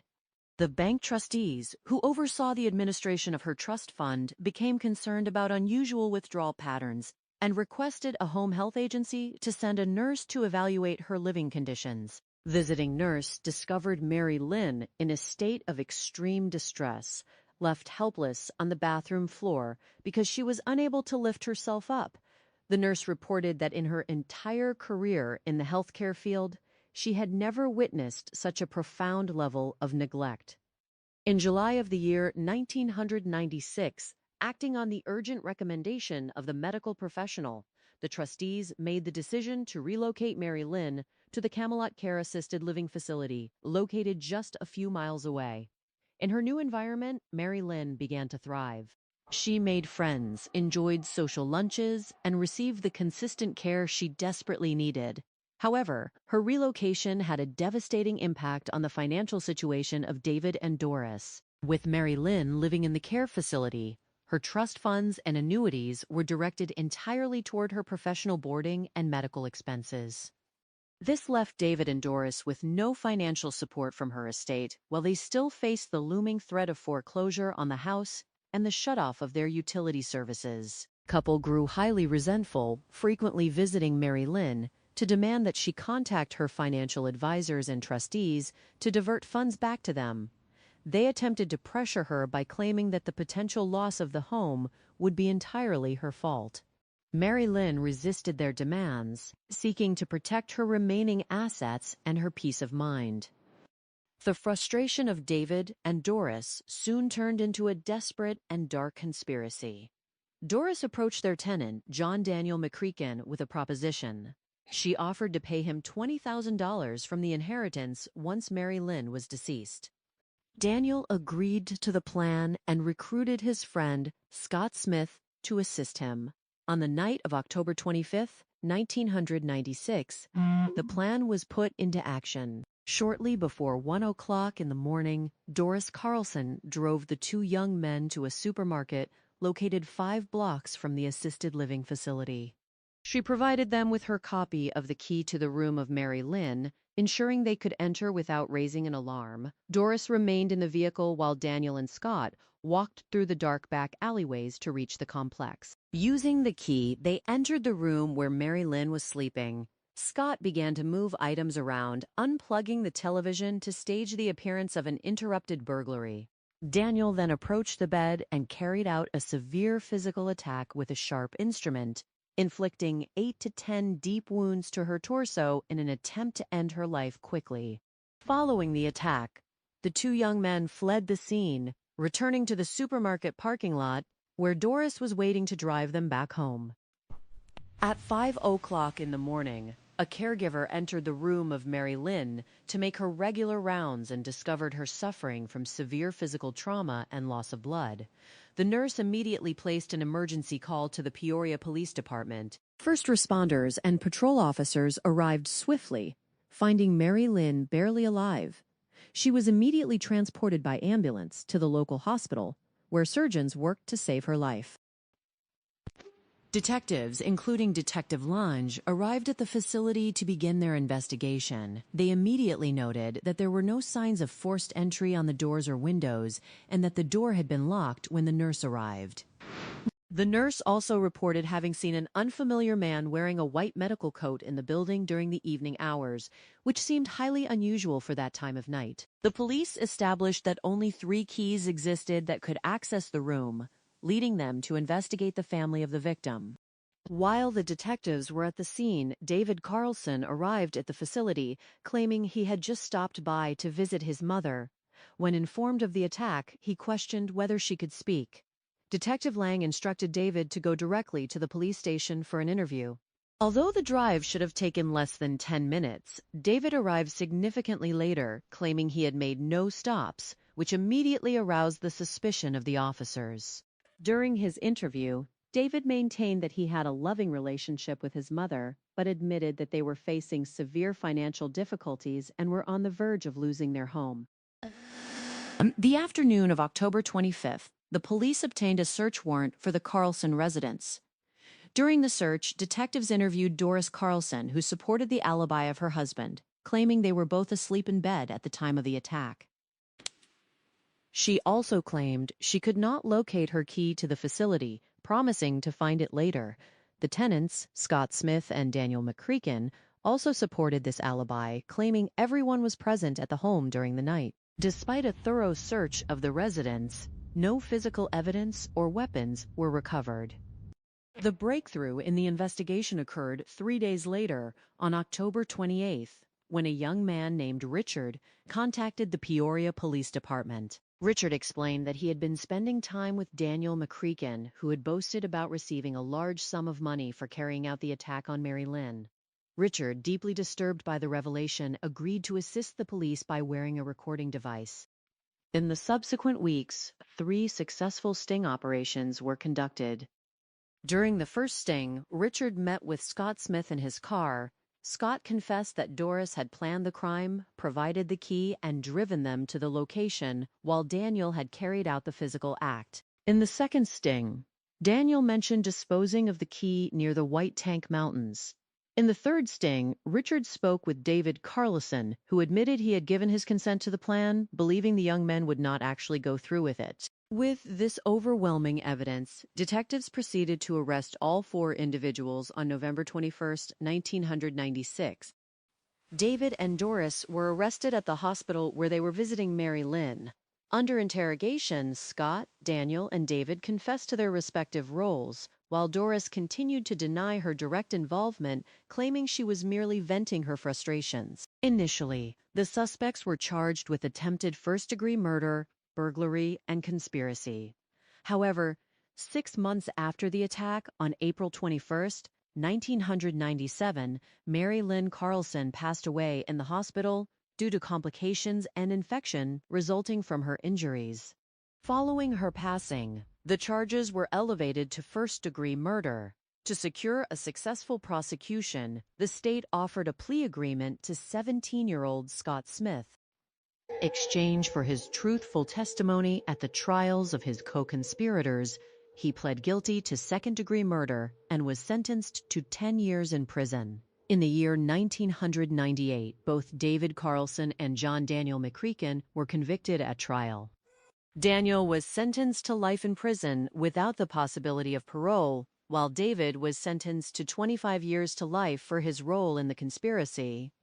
At the trial of Doris Carlson, Daniel McCreakin testified against her, confirming that she was the mastermind who had organized the entire plot out of anger over her loss of financial support. The defense of Doris argued that she suffered from long-term brain damage from a prior head injury, but the jury found insufficient evidence to support this claim.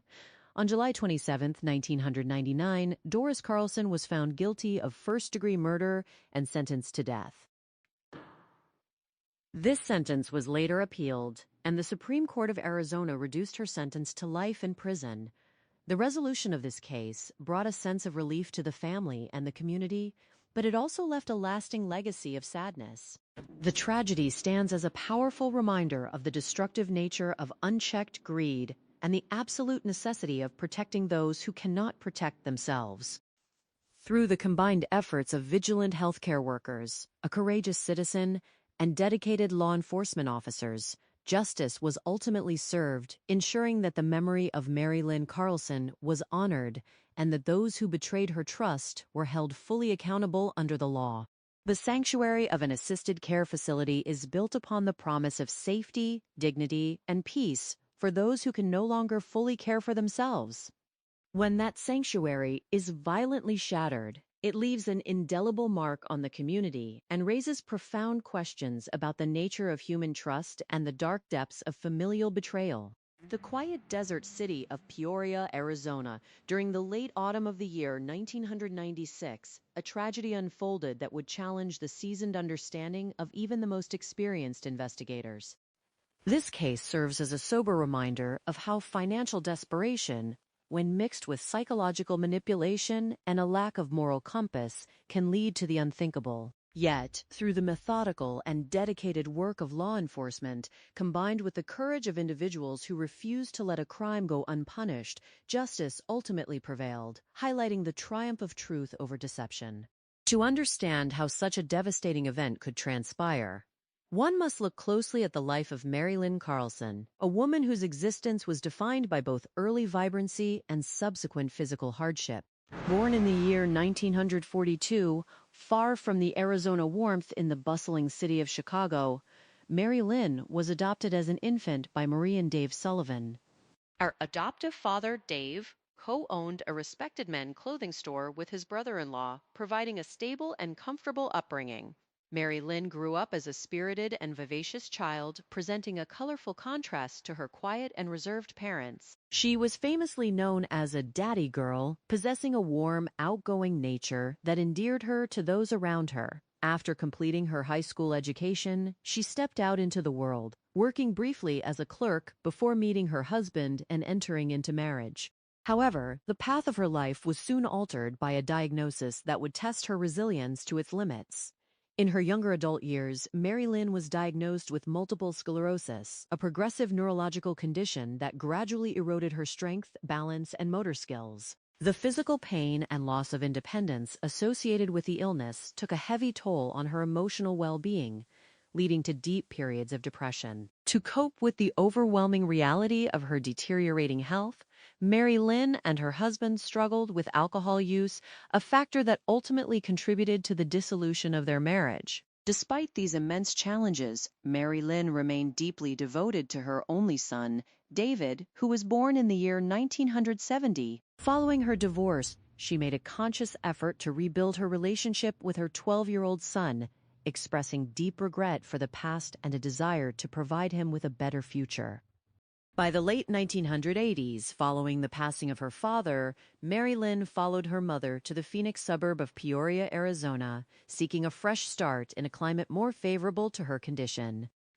Meanwhile, her son David remained in the Chicago area, attempting to establish his own path. Lacking higher education, David moved between various entry-level positions in the food service industry, searching for a sense of direction. Found a new chapter in his life at the age of 22 when he met Doris Hagenau, a 30-year-old woman with a complex personal history. Doris, born in the year 1962 in Indiana, was a fraternal twin who had experienced a contentious divorce, resulting in her ex-husband gaining custody of her 3 children.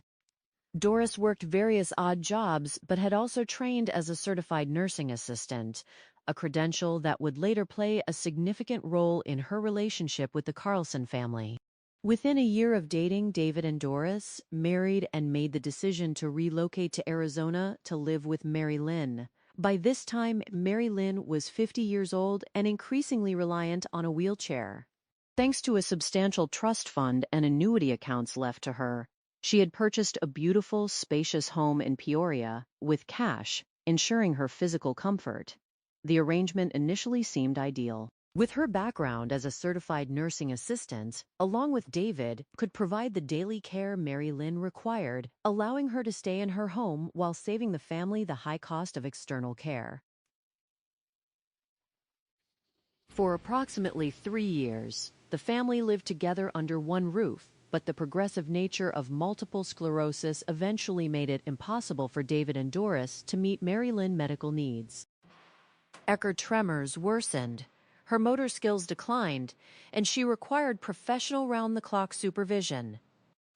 In July of the year 1996, Mary Lynn transitioned into the Camelot Care Assisted Living Facility, located just a few miles from her residence, while David and Doris continued to occupy her spacious home. At the assisted living facility, Mary Lynn began to thrive, making new friends and enjoying a level of socialization that had previously been difficult to maintain. However, the peace was short-lived. The morning of October 25, 1996, at approximately 5 in the morning, a distress call was placed to the Peoria Police Department from the care home. A nurse completing her early morning rounds had entered Mary Lynn room and discovered her client suffering from severe, life-threatening injuries. Emergency responders arrived within minutes, finding the 53-year-old woman in extremely critical condition.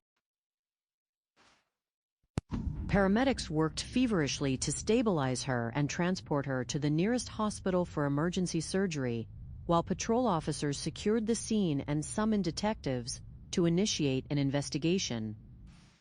Upon arriving at the residential care facility, detectives immediately noted the unusual location for such a violent occurrence. The facility was designed to be a secure, closely monitored environment with regular staff presence, making an external intrusion highly improbable.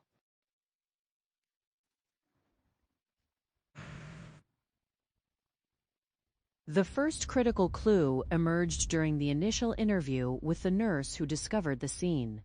She revealed that the door to Mary Lynn apartment was locked when she arrived to perform her duties, requiring her to use her key to gain entry. Examination of the doors and windows showed no signs of forced entry, indicating that whoever entered the room possessed a key. The administration of the facility accounted for the staff keys, leaving only one other key unaccounted for, the one belonging to Mary Lynn family, specifically her son David and daughter-in-law Doris. Further inquiries yielded another perplexing detail. The nurse reported seeing an unfamiliar individual wearing a white medical coat walking through the facility during the late evening hours.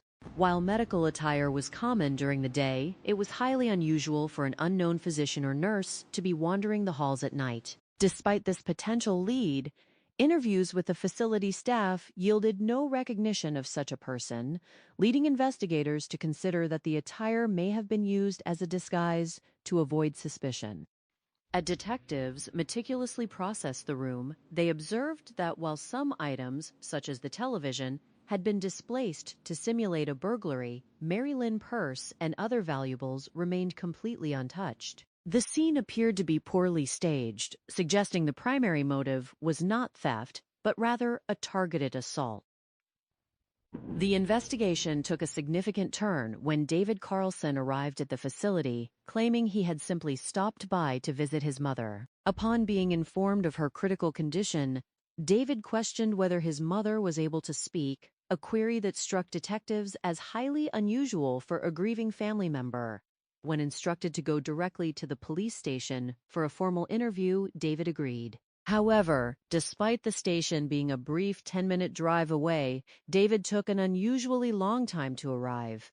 When questioned about the delay, he insisted he had driven directly to the station without stopping, creating immediate doubt in the minds of the investigators regarding his truthfulness.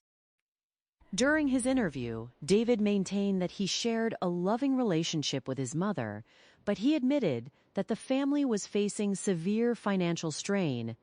The high cost of Mary Lynn professional care was depleting the resources that had previously supported the household.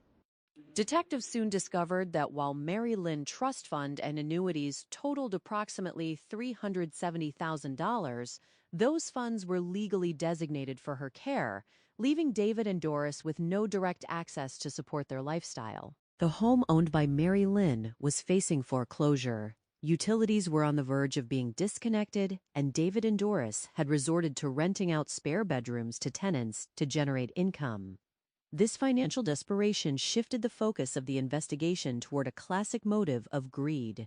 If Mary Lynn were to pass away, her substantial estate would inherit directly to her son, solving all their financial woes. At Eckerdest, detectives searched the Carlson residence under a court-authorized warrant. They interviewed the tenants renting rooms in the house, 17-year-old Scott Smith and 20-year-old John Daniel McCreakin. Both young men, along with Doris Carlson, initially provided a consistent alibi, claiming everyone was asleep at home at the time of the incident. Furthermore, David and Doris claimed they could not locate their key to Mary Lynn apartment, a convenience that only deepened the suspicion of the police.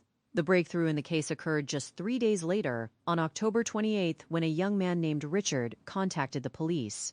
Richard, a mutual friend of the household, revealed a shocking confession. He stated that John Daniel McCreeken had bragged about being hired by Doris Carlson to eliminate Mary Lynn in exchange for a share of her inheritance, with Scott Smith acting as an accomplice. To verify this vital information, detectives organized a series of undercover operations, utilizing Richard to record conversations with the suspects. In the first operation, Richard met with 17-year-old Scott Smith, who openly discussed the details of the plan, confirming that Doris had driven them to a nearby grocery store and provided the key to Mary Lynn apartment. A subsequent recording, Richard spoke with David Carlson, who admitted he was aware of the plan and had passively encouraged it, not believing the young men actually had the audacity to execute the deed. Armed with this undeniable evidence, detectives arrested David Carlson, Doris Carlson, John Daniel McCreeken, and Scott Smith on November 21, 1996. Under interrogation, the conspiracy fully unraveled. Scott Smith cooperated with authorities, detailing how Doris had masterminded the plot, offering $20,000 to John Daniel McCreeken to carry out the deed.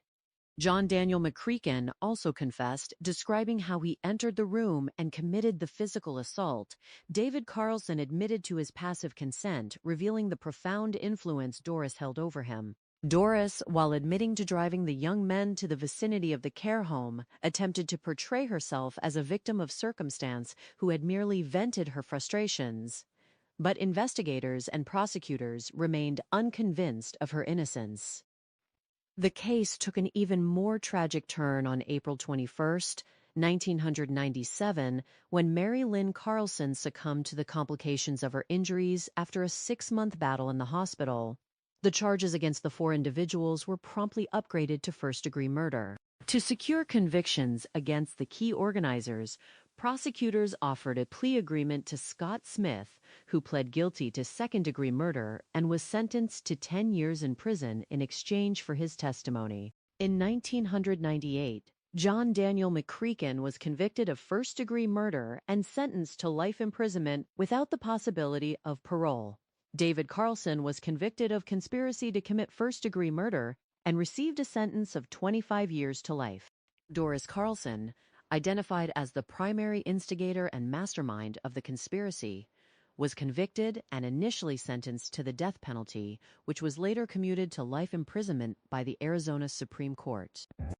This tragic case offers profound lessons regarding the psychological and social factors that contribute to such extreme family betrayals. The primary driver in this tragedy was an intense financial parasitism compounded by a severe lack of empathy and moral responsibility. David and Doris Carlson had grown accustomed to living off Mary Lynn resources, and when those resources were rightfully redirected to her medical care, they viewed her survival as an obstacle to their own financial comfort.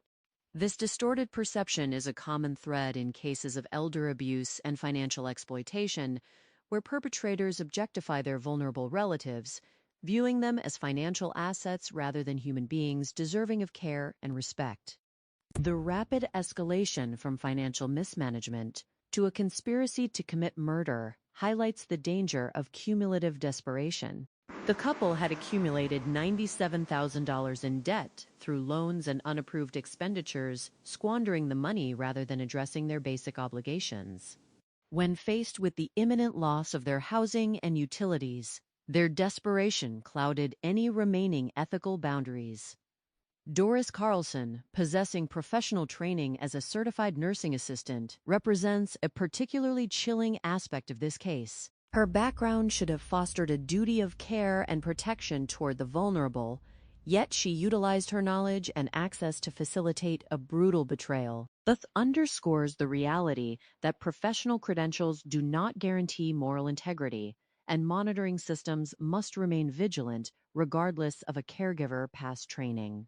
For law enforcement, this case provides invaluable insights into effective investigative techniques. The swift resolution of this complex conspiracy was made possible by several key factors. First, the meticulous preservation of the physical scene allowed investigators to quickly rule out a random burglary due to the staged nature of the room and the locked door. Identifying that a key was required to enter narrowed the pool of suspects immediately, directing attention to those with authorized access. Second, the rapid financial audit conducted by detectives established a clear, undeniable motive early in the process, allowing them to see past the initial denial of the family members. The most critical factor, however, was the cultivation and utilization of human intelligence. When Richard came forward with information, the detectives did not hesitate to employ advanced technical measures to secure direct admissible evidence through recorded conversations. This proactive approach prevented the suspects from aligning their stories or destroying evidence, effectively securing confessions in their own words. Modern policing continues to rely heavily on these principles, combining rapid financial analysis, digital forensics, and community informant networks to solve complex conspiracies before memories fade or evidence is lost. To prevent such tragic occurrences in the future, communities must foster greater awareness and oversight regarding the welfare of vulnerable and elderly citizens. Trust estates and financial institutions play a vital role in monitoring unusual withdrawals and protecting the assets of those who cannot advocate for themselves. In this case, the intervention of the trust officers in relocating Mary Lynn to a professional facility undoubtedly improved her quality of life in her final months, even if it ultimately exposed the desperate greed of her relatives. Family members, friends, and neighbors must remain observant of the warning signs of financial exploitation, such as unpaid bills, sudden changes in property ownership, or the isolation of a vulnerable individual by their caretakers. Ultimately, the story of Mary Lynn Carlson is a deeply human narrative that honors the memory of a woman who fought bravely against both a debilitating illness and an unimaginable betrayal. It stands as a testament to the dedication of the Peoria Police Department and the justice system, which worked tirelessly to uncover the truth and hold those responsible fully accountable. By studying the failures of the perpetrators and the successful methodologies of the investigators, society can better protect its most vulnerable members, ensuring that justice, compassion, and moral responsibility remain the cornerstones of our communities. The sanctuary of human trust is one of the most fundamental pillars upon which society is built. Within the warmth of a family and the safety of a home, individuals expect to find unconditional support, comfort, and protection from the harsh realities of the outer world. This expectation is magnified tenfold when an individual is dealing with a chronic, debilitating medical condition that limits their independence and leaves them reliant on the goodwill of others. When that sacred trust is violated, not by an anonymous external force, but by the very people who are bound by blood and marriage to provide care, it represents a profound human tragedy that shakes the conscience of a community. The corrosive nature of financial greed can slowly erode the deepest familial bonds, replacing love and duty with cold, calculated entitlement. Analyzing these dark corners of human behavior, society is reminded of the absolute necessity of vigilance, empathy, and the rule of law to shield the vulnerable from those who would exploit them.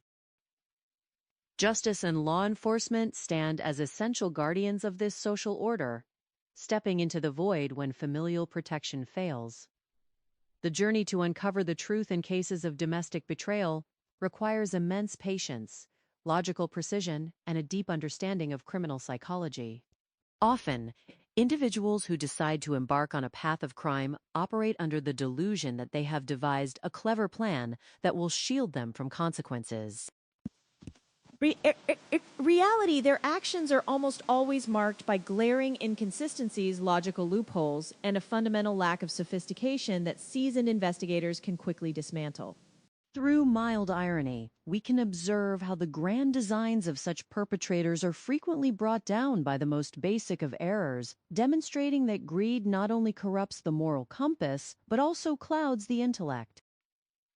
Meanwhile, the memory of the victims must always be treated with the utmost respect, and the tireless efforts of the investigating forces must be honored as a testament to the victory of order over chaos.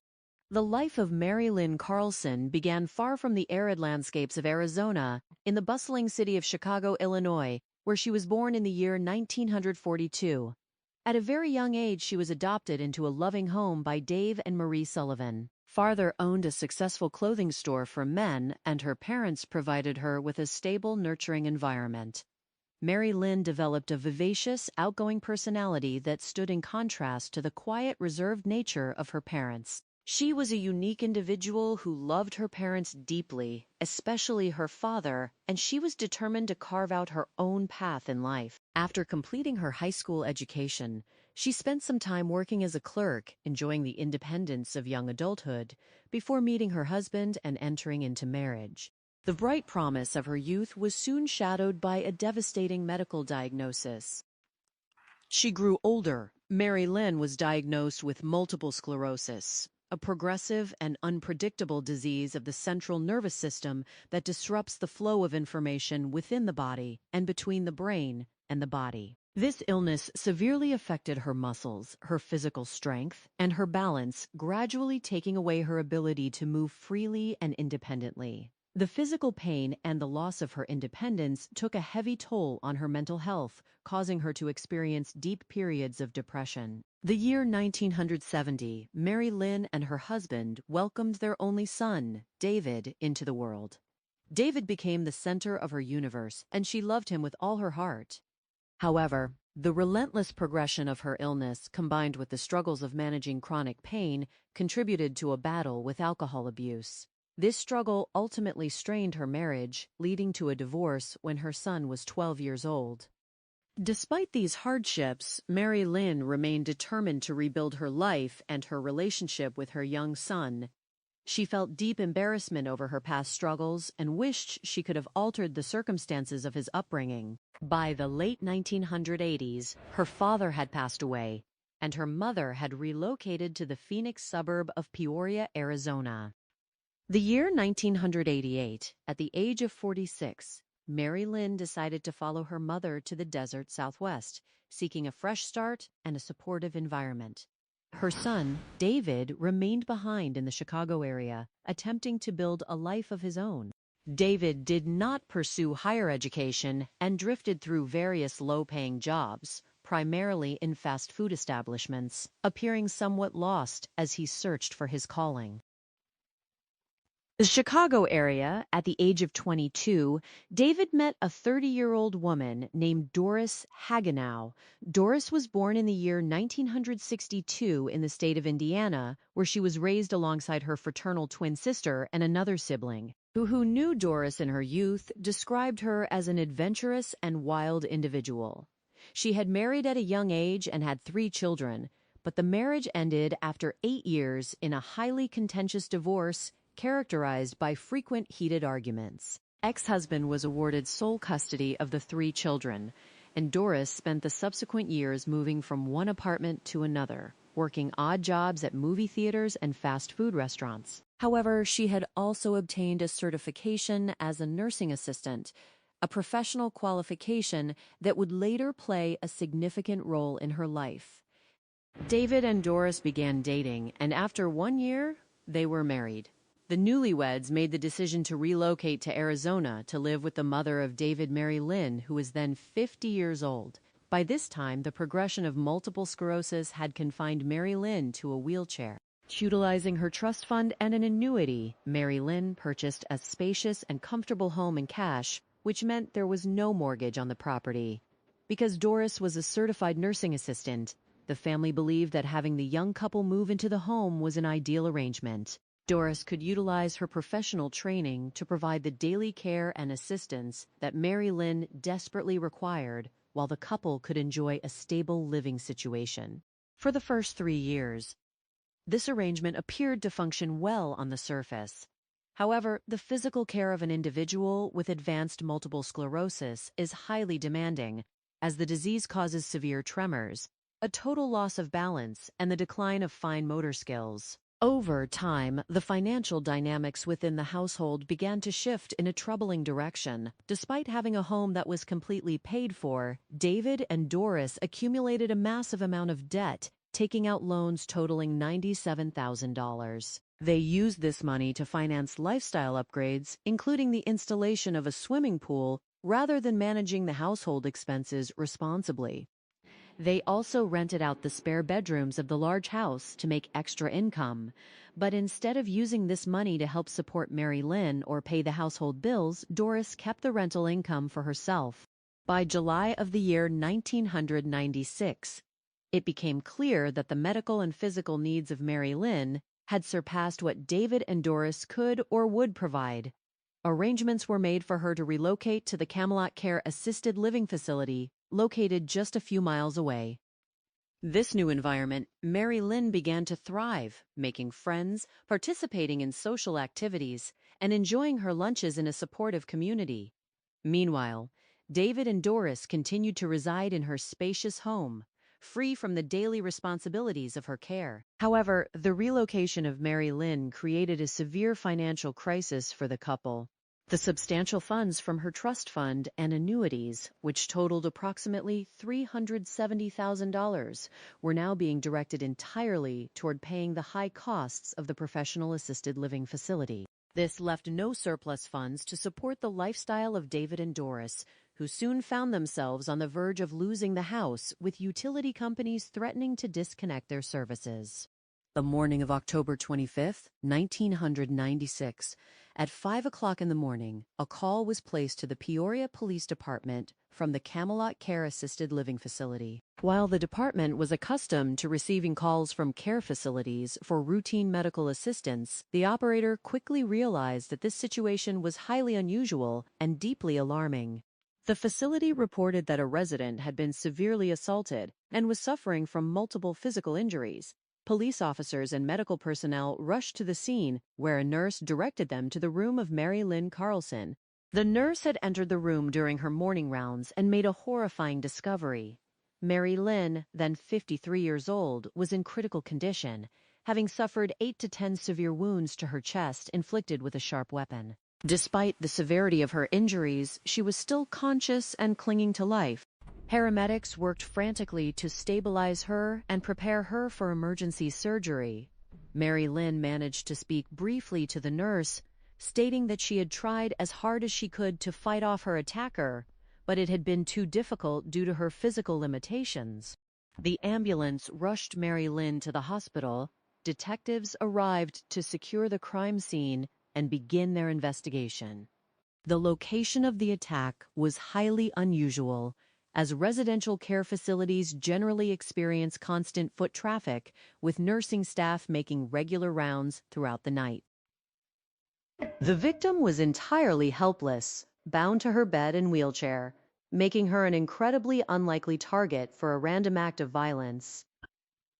The detectives began searching for physical clues, examining the entry points of the room. They quickly noted that there was no damage to the door, the lock, or the windows, indicating that there was no forced entry. The nurse who discovered the victim provided the first critical clue. She informed the detectives that the door to the room of Mary Lynn was locked when she arrived for her rounds, requiring her to use her staff key to gain entry.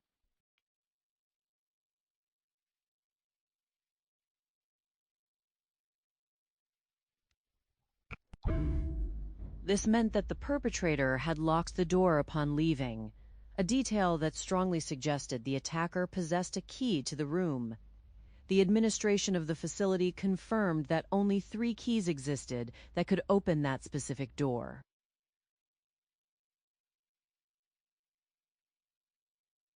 He was held by the nursing staff on duty. A second master key was secured by the facility administration, and the third key had been given to the son and daughter-in-law of the victim, David and Doris. The nurse also recalled a strange detail from her earlier rounds that night.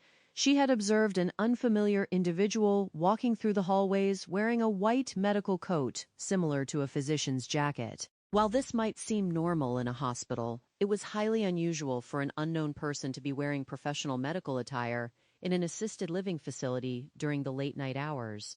The detectives noted this detail, wondering if the attacker had attempted to disguise themselves as a medical professional to avoid suspicion. Upon examining the interior of the room, investigators noticed several elements that seemed out of place. A television set had been unplugged, and various items had been piled around it, as if someone had intended to steal it. However, the purse of Mary Lynn and other valuable items in the room remained completely untouched. To the experienced eyes of the detectives, the scene appeared to have been staged to look like a burglary gone wrong. A genuine burglar would not have left a valuable purse behind while taking the time to unplug and pile items around a TV set, nor would they have locked the door behind them after committing a violent assault. The detectives searched the room and the surrounding area for the weapon, but no knives or sharp instruments with signs of blood or recent washing were found. The scene was remarkably clean, with no identifiable fingerprints left behind. While the search of the scene was underway, detectives received word that David Carlson had arrived at the facility. He claimed that he had simply decided to stop by to visit his mother. When Detective Lang informed him of the attack and stated that his mother was undergoing emergency surgery, David asked if she was able to speak. The detective requested that David go directly to the Peoria Police Department so they could discuss the situation in detail. David agreed and departed immediately. However, the detectives arrived at the station, which was less than a 10-minute drive from the care facility, and found that David was not there. When David finally arrived sometime later, the detective noted the delay and questioned him about it. David insisted that he had not stopped anywhere and had come straight to the station. This obvious lie immediately aroused the suspicion of the investigators, who recognized that a loving son would typically rush to cooperate with the police or go directly to the hospital where his mother was fighting for her life. During the interview, David maintained that he had a loving relationship with his mother and had relocated his entire life to Arizona to assist with her care. However, he admitted that they were facing severe financial difficulties. He explained that because Mary Lynn was now residing in the care facility, her entire trust fund and annuity income were being used to pay for her lodging and medical needs, leaving no financial support for him and Doris. Confessed that they were on the verge of losing the house and that their utilities were about to be disconnected. Also admitted that they had previously rented out rooms in the house to make extra money and that they had experienced disagreements with Mary Lynn regarding finances, specifically about the rental income that Doris had kept. When questioned about the third key to the room of his mother, David claimed that they possessed a key but believed it was at their house, promising to locate it for the officers. The detectives recognized that financial gain was one of the most common motives for violent crimes. If Mary Lynn were to pass away, her remaining estate and trust funds would be inherited by David, which would instantly resolve all of his financial problems. This realization shifted the focus of the investigation heavily toward the family. Later that same day, detectives secured a search warrant for the Carlson residence. They were searching for the weapon, bloody clothing, or any other physical evidence linking the residence to the crime. David was present during the search, but was unable to produce the key to the room of his mother, claiming he could not find it. The detectives also spoke with Doris Carlson, who supported the alibi of her husband. She claimed that both she and David had been asleep in their bed together during the hours when the attack took place. Doris did, however, admit that they had visited Mary Lynn the previous day to ask for money. David had presented paperwork to his mother, requesting that she sign over control of her trust fund so they could pay their mounting bills. Mary Lynn had refused to sign the documents, stating that she would first need to consult with her financial advisor. This refusal provided a clear and immediate motive, as the financial desperation of the couple had reached a critical breaking point. While searching the home, detectives also interviewed the two tenants who rented rooms there, 17-year-old Scott Smith and 20-year-old John Daniel McCreakin. Both young men were friends of the family, and Daniel had previously worked with David. When questioned, both tenants corroborated the story of David and Doris, claiming that everyone had been present at the house during the night of the attack. With no physical evidence found during the search and all parties providing a consistent alibi, the investigators found themselves at a temporary standstill.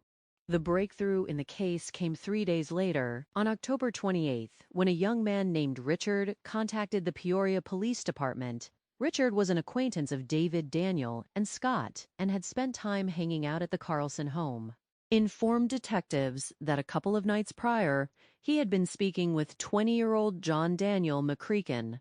During their conversation, Daniel had boasted that he was going to receive a large sum of money. When Richard asked how he would obtain such wealth, Daniel revealed a shocking secret. He claimed that he and Scott Smith had been hired to enter the apartment of Mary Lynn and eliminate her, and that once she passed away, David would pay them a substantial sum from the inheritance. Daniel had gone on to describe the details of the assault, admitting that he had physically carried out the attack as planned. Richard explained to the detectives that he had decided to come forward because the horror of the crime was too much for him to carry. Expressed a willingness to assist the police in gathering evidence against the perpetrators.